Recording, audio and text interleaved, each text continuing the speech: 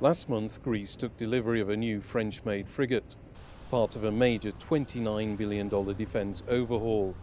Some Greek politicians have framed this as military competition with neighbour and NATO ally Türkiye, at the same time as talks are taking place behind the scenes to increase trust. We welcome Kimon.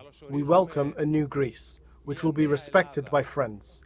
But also those who threaten it will not dare to carry out their threats, because Kimon and the strength of our navy will not allow it. Since December 2023, the two leaders have agreed to promote a positive agenda, not criticising each other in public and working together on areas of mutual interest.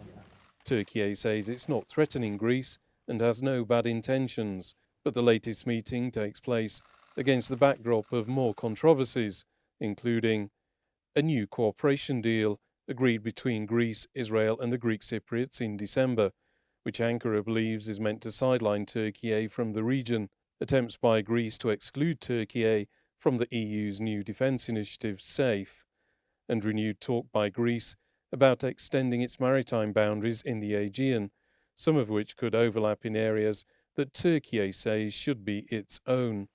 The Turkish president believes all issues can be solved through dialogue. When I was in Athens in December, I shared with you my conviction that there is no problem between us and Greece that cannot be solved. This is a process. It needs to be meticulously carried forward in order to yield more results. Each time we meet, our hopes for the future of our cooperation grow. Despite differences of opinion, we keep our channels of dialogue open and focus on the positive agenda. A big problem for Türkiye and Greece is that they also don't agree on how to resolve their issues. Ankara says it's willing to talk about everything: maritime borders, airspace, ownership of uninhabited islands and the militarization of some Greek ones. Greece says it will only talk about maritime borders, but as Turkish Foreign Minister Hakan Fidan says, Türkiye is still hopeful that the visit will lead to a historical understanding to resolve problems in the Aegean. The very fact that these two leaders are meeting is positive.